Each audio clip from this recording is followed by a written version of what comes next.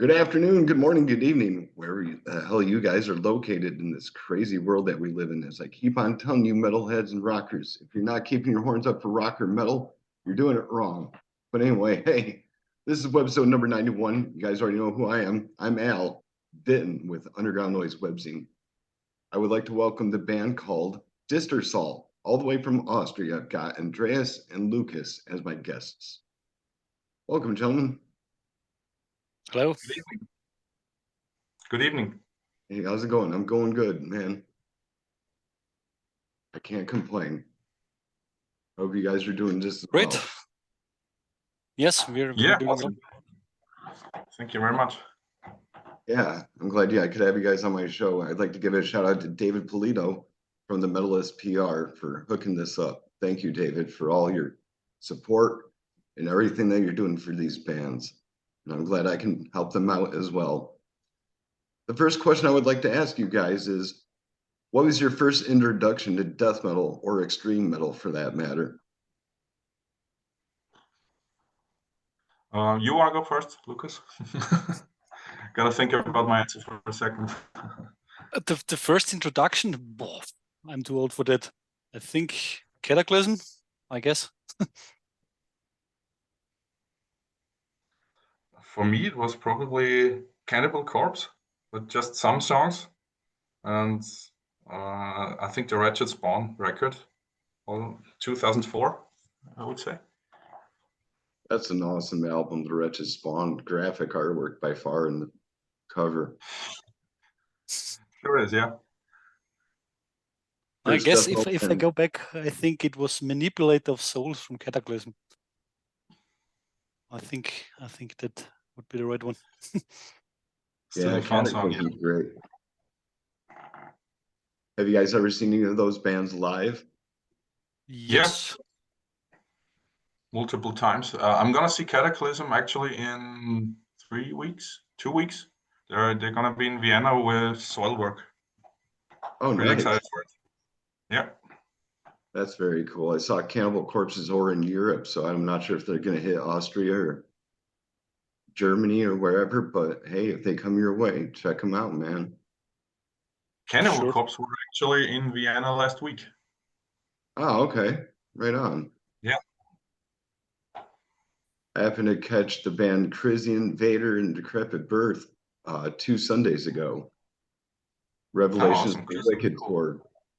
Vader's celebrating 40 years worth of music. How long have you guys been around? I know you are coming out with your 3rd album in a couple of days. I bet you're excited about that. What can you tell me about it?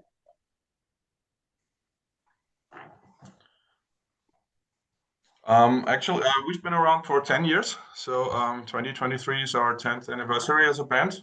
I joined 5 years ago, so I'm not an original member. Yeah, we're pretty excited about the album. We are very confident and happy with the material, and the response so far has been great. So, yeah. How do you like it, Lucas? Does it sound good to you? I love it. I mean, in fact, I'm the founder of Dystersol 10 years ago. So we started with some folk metal stuff, and in fact, it went heavier and heavier every year. So until the folk metal was completely gone, and now it's, in my opinion, it's straight melodic death metal, and I love it. So it's gone a lot faster, a lot harder. I also enjoy the production a lot more. It's more modern. It's heavier. I really love it. So you would say it's a pretty solid record. Yeah, I really love it. We are very confident with the results, and Absolutely. yeah, I think it can stand its ground. That's really awesome. I'm gonna definitely check it out again because I listened to the first song off it as a promo, and I was like, "Wow, these guys got some bite to them." What helps you guys sustain your energy?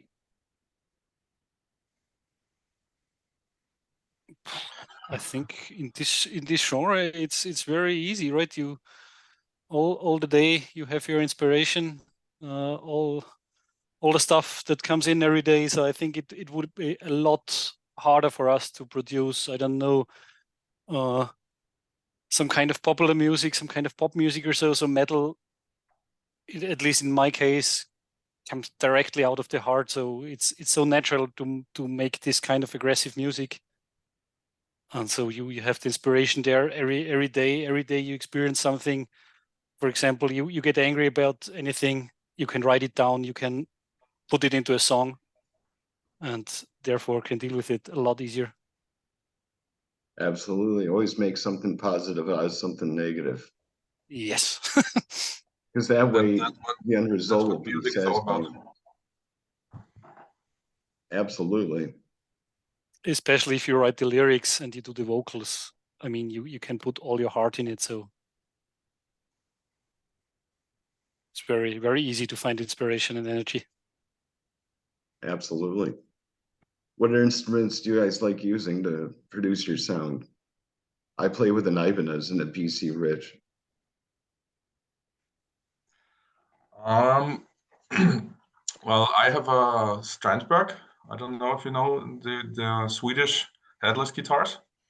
I've heard I of love that. I love the guitar. It's amazing. In my opinion, best instrument I've had in my hands. I also have two Ibanez guitars. Started with them actually. Still love them. Yeah. And I recently, just last year, got an Ormsby guitar. I don't know if you know that company from Australia, I think. Yeah, Ormsby. I'm familiar with them. Craig Yeah. Peters uses that from Deeds of Flesh. Okay. I don't know, but yeah. Yeah, I'm very familiar with that brand. In fact, speaking of headless guitars, I've always wanted to ask, how do you string one of those fuckers? It looks almost impossible. I'm used to seeing the head at the end of it, and I'm like, this is where you put it. You put it through the little hole, you twist it around, wind it up. But with Yeah, a headless guitar, it's how does that work? mostly like a Floyd Rose system where you pinch at the head, but you just don't have the head, and you tune it just down on the bridge. So it's like yeah, pretty similar to a Floyd Rose system. But I think the specific system that Strandberg has was developed by them. So yeah. Looks like it would be pretty hard to master the coordination of, just trying to put a couple of strings on it. But hey, whatever floats your boat, right? No, it's actually a pretty easy to handle instrument, in my opinion. So as I said, I'm very happy about that thing. How would you guys compare the death metal scene from way back when compared to now? Would you say it's gotten better over the years, or would you say it's gotten a little bit, less intense? I Um, think the music got better and more professional, but I miss some vibes, to be honest. You want to So go yeah, farther into that? maybe this is more a European phenomenon. I don't know, but I think 20 years ago people got a lot more crazy if you were at concerts or so. It's very hard to motivate people. I think even if you're a big band, it's very hard to get the crowd going. In my opinion, so I think it was a lot more intense going to concerts 15, 20 years ago than it's today.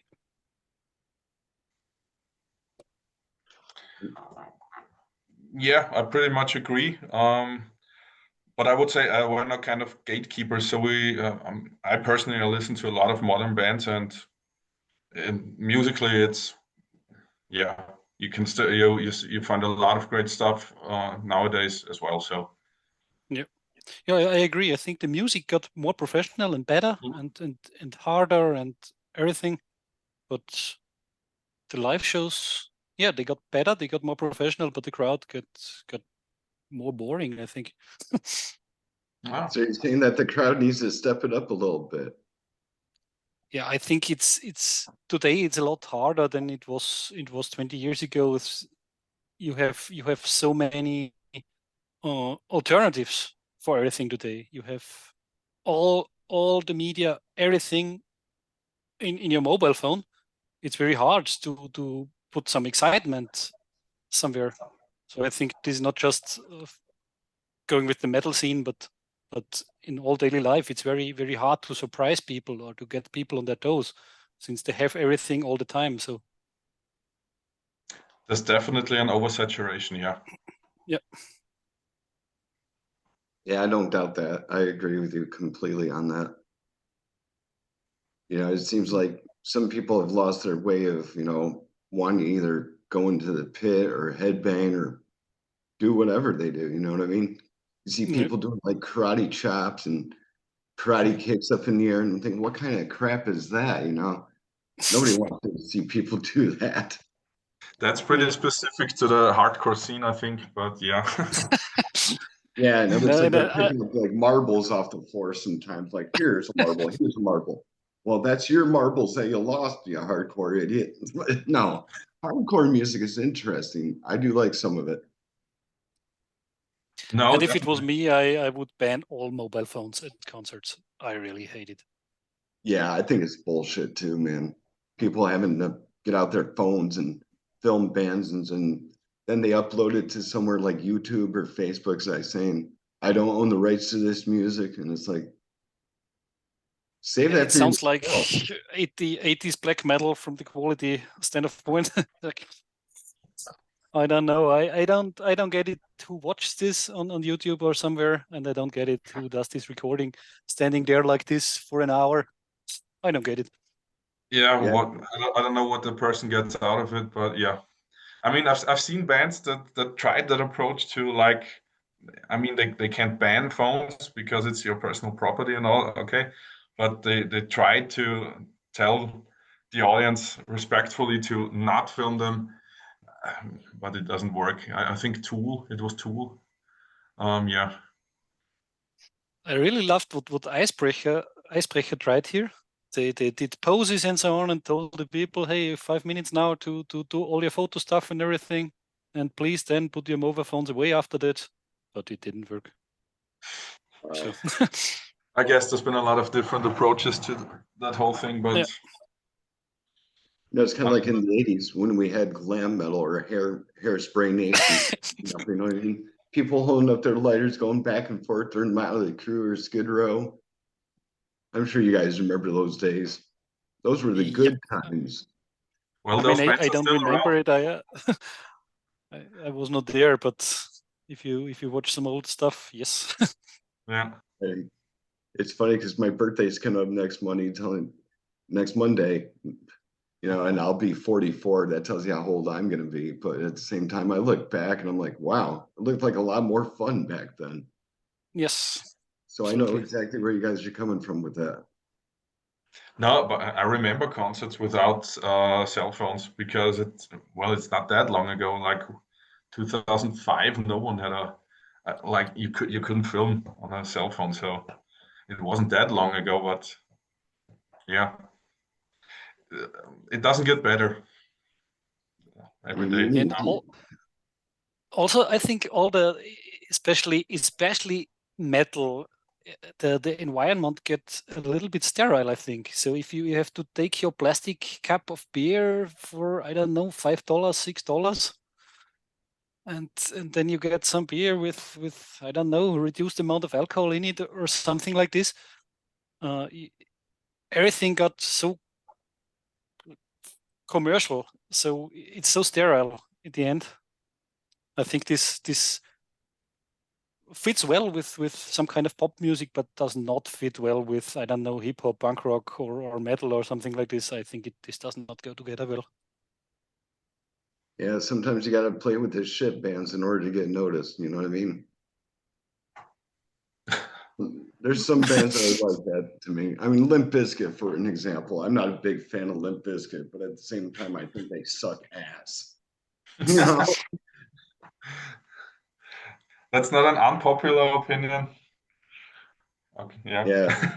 You heard I mean, that one honestly, before. if people want to listen to Fred Durst, who whines like a little kid throwing a temper tantrum in the grocery store because mommy didn't want to buy him a candy bar, by all means, please do. But don't put it around me. I'm going to play Frisbee. I better jam on some death metal, like you guys or Cannibal Corpse or Distaste, for an example. What's your local music scene like? I know there's a band over there called Distaste.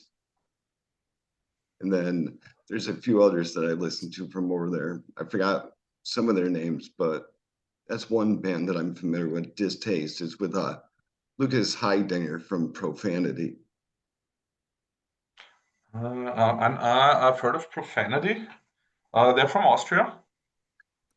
Germany and Austria, because Lucas Heidinger, he does the vocals in the band. He used to play bass for them, but now he's doing vocals for them. Okay. And his nickname is Dar. I've definitely heard of Profanity, but I haven't heard of Distaste. Well, you said local scene and then Germany. That doesn't go together. Well, okay. Our local scene, really local scene, is Yes, there is it's about one. it's not it's actually there's some really nice bands around actually. For example, I would name Irdorat. I don't know if you heard of them. They're Who is pretty it? cool. Irdorat. They're also from Austria. They have quite a few Okay. records out. Pretty solid black death metal band. Like them a lot. There any bands that you like from your area, Lucas? Yeah, there are those typical name. I think there's the one or two names that you guys will know. I think maybe Hidden Foray got a little bit further. Don't know if you've ever picked up this name. I don't think I have. Okay, so this is one of the bigger bands from our area, and since they're around for a long time now, maybe Darkfall crossed your way. I think they exist at some mid of 90s or so. But besides that, the scene is very, very small, very fragmented, very many small bands. So I think there are a lot of fine bands there, but you will know none of them. Yeah, I can definitely understand that. What bands help influence your sound? This goes a long way, I guess. We had a long discussion on this. I think other people will be better to do this, but we came up with Arch Enemy. If you take the combination of the vocal and music style, if you take the guitar style, I think you can put some Gojira flavors in there, right? I've actually read that in a recent review that someone picked up like a Gojira vibe in one or Yeah, two in the guitars, I'm there with Gojira vibes. In the vocals, I don't think so. What's your favorite thing about death metal?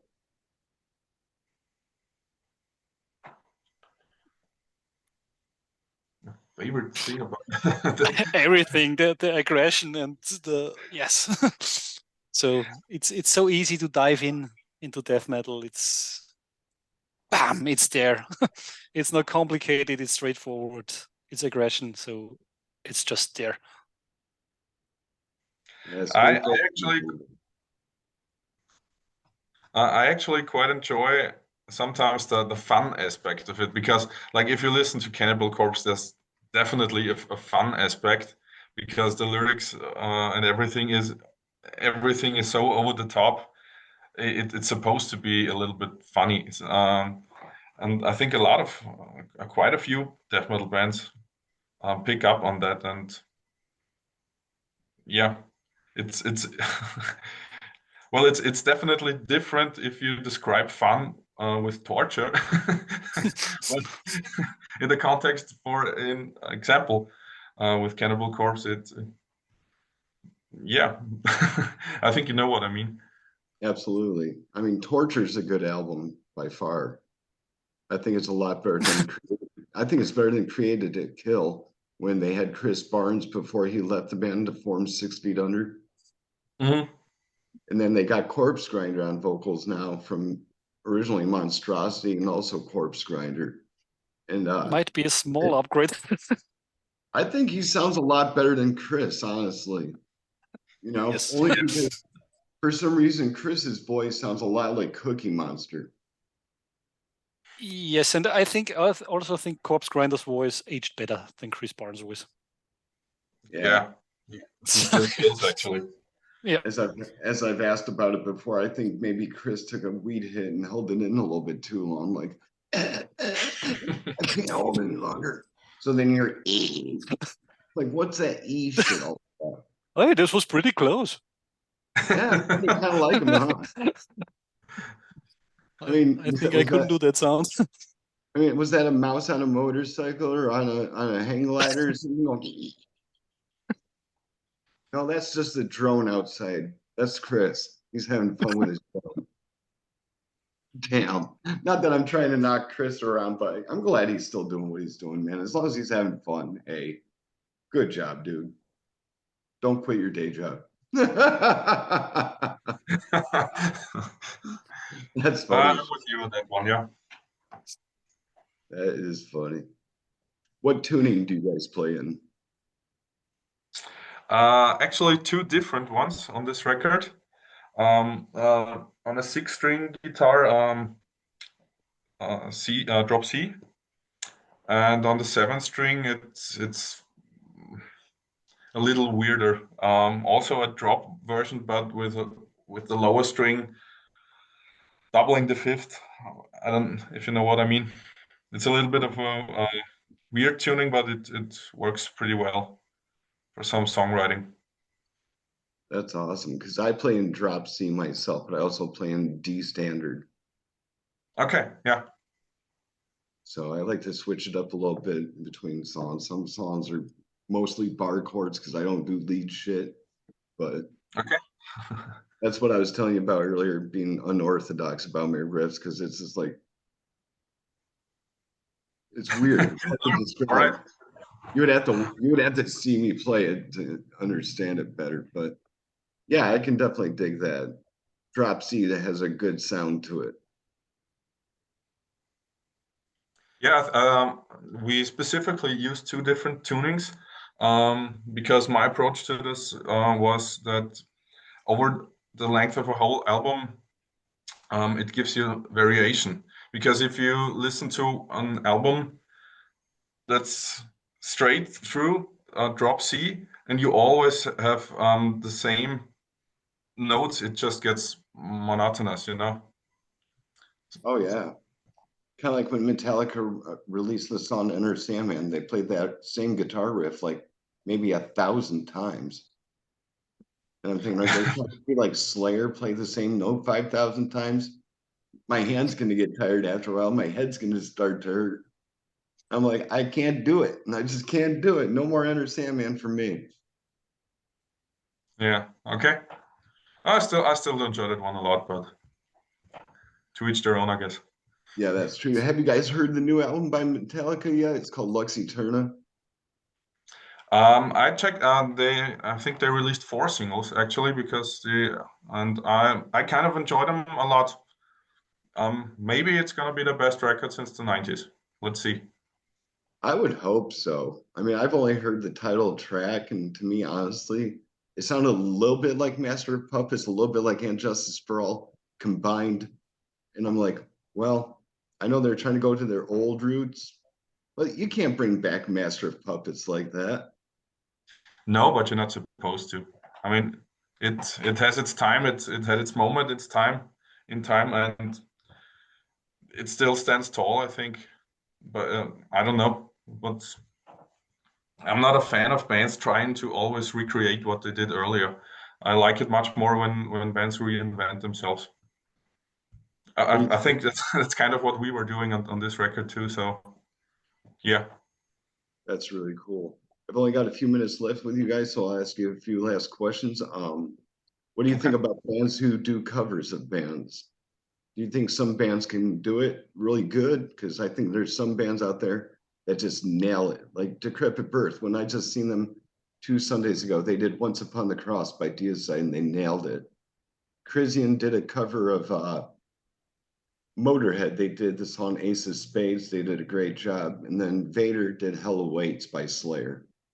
Incredible. I mean, do you think it's good that bands do covers every now and again? Yes, if they don't try to do an exact copy, but an interpretation. So I don't see the reason to do a cover if you try to sound like the original artist exactly 100%.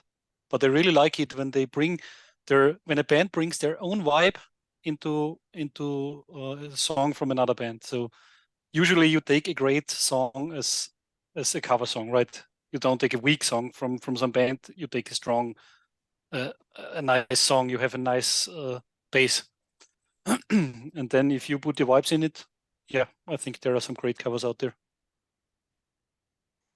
Absolutely.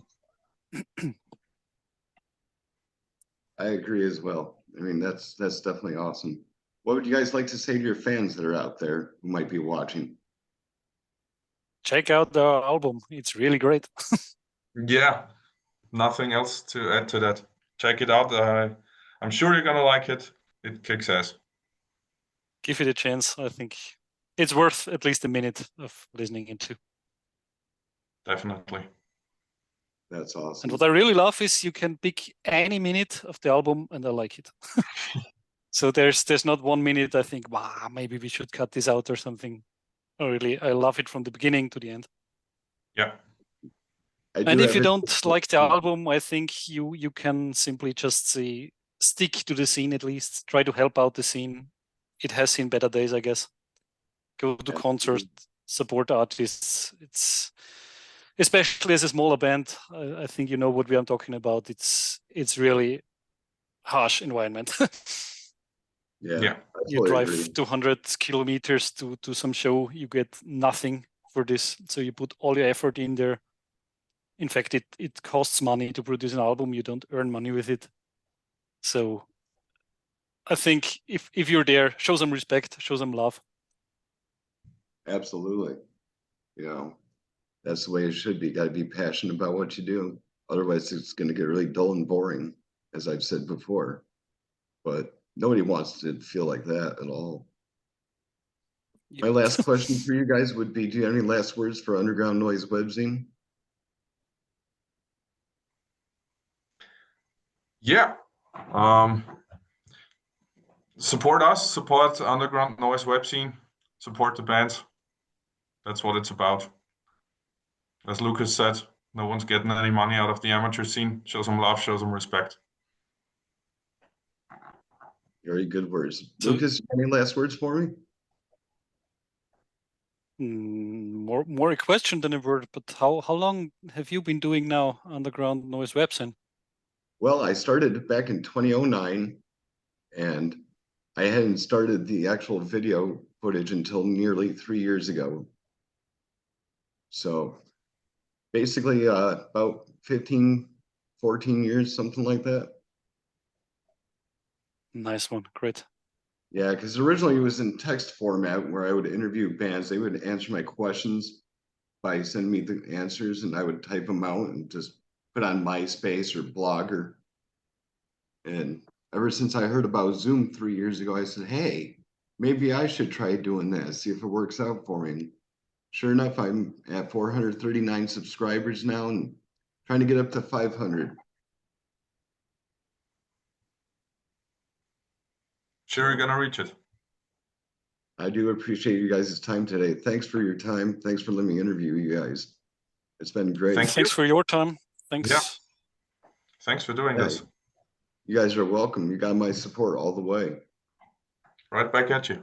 Thank you. Awesome. Very cool. Cool beans and collard greens, as I like saying. Well, everybody, as you know, this has been Webisode number 91. Hit that subscribe button. I would really appreciate it because everybody needs all the support they can get. Support Dystersol, support Underground Noise Webzine, which is obviously myself. And also support your local music scene. And by the way, don't do anything stupid. It's not worth going to jail or prison.